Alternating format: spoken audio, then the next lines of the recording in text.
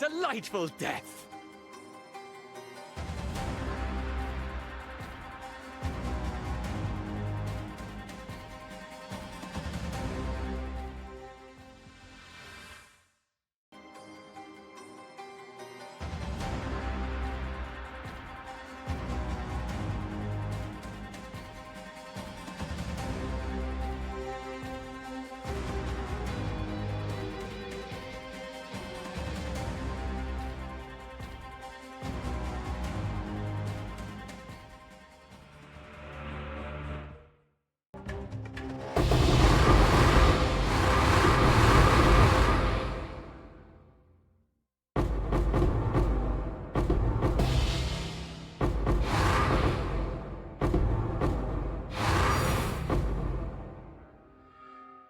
We're at day 12 now, and I want to make an update to the build. It's come really far, and I think I'm about done with it. So let's look at some things, and then you can decide for yourself what you can make of this video. So tooltip in-game, 2.1 million, and that's without the brutal charges, just with frenzy charges up. And if I click Blood Rage here, it goes up to 2.3, so take that as for what it is.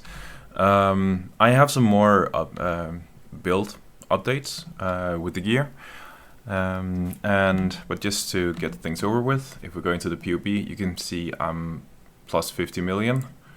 If I say I've killed recently, I'm at 55, and if things go on low life, I'm up at 71 million. But let's just remove those for now. So big numbers, but how's the build looking?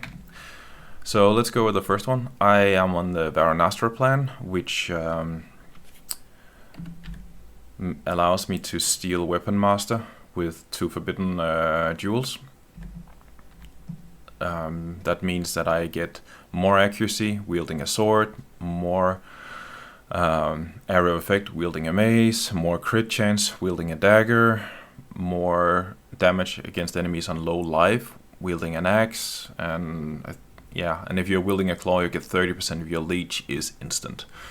And this one counts as all of them, so you get all of these bonuses because attacking with offhand. So Emperor's Vigilance, still a shield of choice, 30 quality and a perfect roll on it, so big damage there. Helmet is, I think it's the one I got on day 2 or day 3. I just start with it because it fixes my accuracy needs and the intelligence I need. I could get higher intelligence to get my Assassin's Mark a little higher, but it's fine. I haven't bothered switching it out because it's got really good defensive numbers. Amulet, rare. I've had this for a couple of days now, and it's to fix my issue with getting enough crit because there's no longer power charges on Relicacy and Patience. Instead, there's movement speed and some corrupted blood on it, but I needed to get some crit chance elsewhere. These boots, they are a new acquisition, giving me 8% chance to suppress spell damage. This freed up 2 passive slots on my tree, which enabled me to go grab some more valuable nodes. Then, same ring as a couple of days back, the Cursor's Emblem with +1 to frenzy charges. I do get some value from the evasion rating per frenzy charge as well, but the crit multi doesn't do anything. This is more or less just +1 frenzy charges. This is what this ring does. And then I mirror it, so I get +1 extra charge. Then Admiral's Arrogance, +1 frenzy charges, and +3 to all melee skill gems. And the +3 is absolutely key, because that gets Shield Crush up to level 24, which is a breakpoint. You can see it's only 8 to 12 added physical damage per 15 armor or evasion rating on shield when it's level 21. When I put it in here and it goes up to level 23, you can see it's 10 to 15% damage. So it's about 20-25% more damage for the entire skill. So super valuable. And then Aunt's Anguish, I don't benefit from the +1 to maximum endurance charges because I'm stacking Frenzy and converting that into endurance charges. But there's some really good damage value numbers on it, like fire resist and 25% increased life. So that counts for something. And then I made a new chest. This has some better defensive numbers than the one I had previously. It had just below 2000 armor and 2000 evasion rating on that one. And then this has a little lower life, but it has the 7% additional physical damage reduction. So it upped my max physical hits by a substantial margin. Then Flasks is just something to cancel bleeds, because Corrupted Blood is already taken care of with Relic Patience.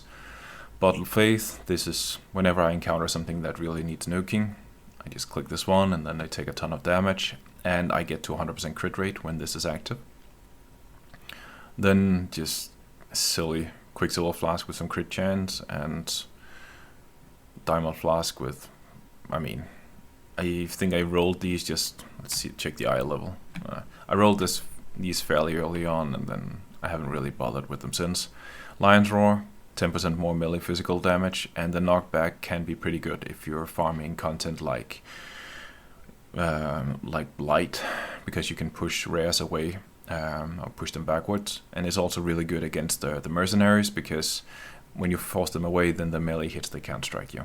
And yeah, buys you some time. This is the setup. Then looking at the tree in here, I still use this Lethal Pride. I got a handful of days back.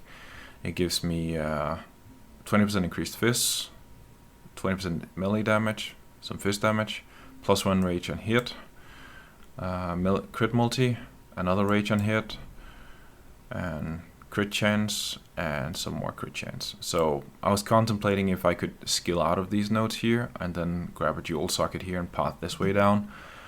But I just decided against it. It's fine as is. This large cluster is one I crafted more than a week ago, and I'm still using it. It's fine. It could be better with the 35% increased effect. Oh, let me mute those things. This other large cluster over here, it has the increased effect and the attack speed and some chaos resistance, but the armor doesn't really do that much. So these are far from perfect. I rolled them myself for, I think, a handful of divines, counting both, and then I had some other versions which I sold off, so I kind of made a profit rolling like 8 or 10 of these. Because whenever you get a decent roll, then you just go again on a new one, and then you try and see if you can sell the decent one. This one here takes care of my mana leech and gives me a little bit of life and some attack speed. It's not perfect, it's actually not that good, but it's okay. This one up here takes care of my suppression and some resists. Here is a Unnatural Instinct with 15% chance to ignore enemy physical damage reduction. And with these here, this one I have 50%, so I'm at 65% chance to ignore enemy physical damage reduction. It's not 100%, but it's enough that even if I run maps where monsters have like 95% physical damage reduction, then 2/3 of the times I just ignore that and then they still die. And then Seething Fury here, just to round things out. So this is the build here in game. And let's look at the Mercenaries right now. Actually, let's take a look at the shield here. I made this fairly early on, and it's kept him alive for a long one. This is a new Mercenary, and this was my first guy. So he looked like this, where I got him to 65% block chance. Let's put it on here. So if we look at the stats, you can see he's taked out and pretty well on the resist. The chaos is a little low, but I have him at 65% block, and that's because I'm using Replica Perfect Form on him, and then some extra curses and here, so, and then Intimidate and stuff. But ultimately, I never really needed it. And then yesterday, I met a better one, because he only has like 4-link skills. I met this guy over here, and he has 2 6-link skills, so I chose him over it. And the physical Aegis makes him easy to spot when I'm mapping, because it's up almost all the time. But the gear here is a little bit different. I tried doing Magic Find with him, so I'm using Gravebind because he stays on top of me most of the time. And then I gave him some more AoE with this one. I used this on my own character before getting Varanastra. So, little thing there. Whenever he hits something, they have reduced life regeneration rate. This is good against super tanky soul eaters and also things on consecrated ground. And then a little bit extra vulnerability curse effect because of the gloves. Ring here, a lot of life, a lot of rarity, and some fire res. Don't care about the rest. This one here, some lightning res and a lot of increased rarity. And here's some more rarity, and then just filling out all the gaps, and then giving him a 10% increased chance to block spell damage while holding a staff or shield. And then this one, and extra curse, and just filling out things. So, let's see, I have a screenshot of him in-game now. So he's at 222% increased rarity, and because of the gloves, it counts like he's killing things. I think it made a difference, but I'm not too sure. And then he's at 75 and 47% chance to block. So he's just a real tanky beast. And the only time he dies is if I'm stupid and running a physical reflect map. And then he kills himself when he's shield charging and stuff. But there is actually a workaround with that one. I forgot to put it in here. Let's take this one here. So if you want to run a physical reflect map and you don't want to kill your merc, you just buy the Iron Mass. And then you put it in here. And then he doesn't deal any damage because he has brutality and all of these skills. But it doesn't matter. He has enough like life regeneration, and also like he recovers on block. So he's just running around, not doing anything. But it means he isn't killing himself. So it's a neat little trick. But yeah, this is the character. It's done some super juicy stuff. But let's look at the PoB. And then you can get some more numbers. Oh yeah, I forgot about this one, showing it. It's 6% increased physical damage to all of these small nodes. But yeah, let's look at the DPS numbers. 50 million, and I showed you it can go higher whenever I've killed stuff, and if things are on low life. But let's just toggle those off for now, because I want to have a number which I can if you when you saw in the intro to the video. So I want single target on a boss fight. So the tanky stuff, how can I take those down as fast as possible? You can see here with these jewels, they are lighting up this one here. So this is Weapon Master. It's the boost that you get from using Varanastra. And then you have some really respectable numbers here with max fizz hit of 36,000. LE hits and Chaos hits there pretty good as well. And even if because Molten Shell is always playing a number of people, you see without Molten Shell, my EHP is very solid here. So all in all, this is a very well-rounded beast. I could upgrade it further with a real frenzy ring, like a synth ring, sorry, and getting some actual real affixes on this ring. It will probably get me up to maybe 4.5k life, and it'll give me some more damage. But if we go on trade here and check, let's just update it here. See the numbers in these rings. They are ridiculous, and quite honestly, I don't feel like grinding that much for it.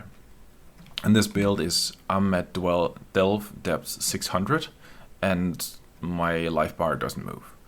I'm just eating stuff. I can just stand in the center and just hold right click, and then things die around me. That's how tanky the build is. But if you want to copy the build with the frenzy rings, you can go and search up, if you just search for maximum frenzy charges on a ring, as an, not implicit, but as an explicit modifier, then you get these precursors emblem, and they are much more affordable, and you basically just want the +1 to frenzy charges. If you can get some more value, great. Another option is to search for unique rings with the implicit, so you just get these with their Herald of Ash, Herald of Thunder and stuff. And if you search like this, so physical damage to attacks, then you get the Herald of Purities, and there's some real juicy stuff here. Like this one here, this is actually pretty damn good. Sorry. Increased strength is okay. 8% increased maximum life is very good. Attributes, that'll help a lot. Fist damage and armor, more tankiness, and 4% additional physical damage reduction while affected by Hell or Purity. So all you have to do, you don't even have to put it on, Hell or Purity. This one up here is a really good ring by itself for 15 Divine. And then you can put on Hell or Purity, and then you get some extra stuff if you have the mana for it. And there's like, these are also affordable. If you can't afford these and you can't afford the gloves here, then another workaround is to just use Replicate Dragonfang's Flight as an amulet, and then you can use corrupted unique gloves like these Hemophilia, or you can buy a synthesized pair of gloves and roll them as a good piece of rare. Additionally, you can also just forego having 10 charges. You don't need it. So if you just put on like Hemophilia and this one up here, and then actually use some really good rings instead of those up there. I need some intelligence. I can't use this right now. Let's look at this like here. I'm down to 7 charges right now. Why is that? I should only be losing 2. Oh, so I'm losing 2 and then +1 here. This looks a little awkward. Oh, yeah, that's right. It's because this is not, it doesn't have Frenetic Annoy in it. That's why. So I would still be at 8, and then I have some really good rings, which is actually doing something. So it's not too difficult assembling a build which is kind of close to this power level that I have. And, well, just wanted to give these small options here. But I'm running some super stupid maps, and you can see I have a lot of gold. And yeah, this is pretty much, I think this character is pretty much done, so I might try something different, but I mean, it's come a long way. So I hope you enjoyed the journey, and if you got any questions about the build, feel free to ask, and then I'll happily reply in the comments. So thanks for sticking this long, and have a good one.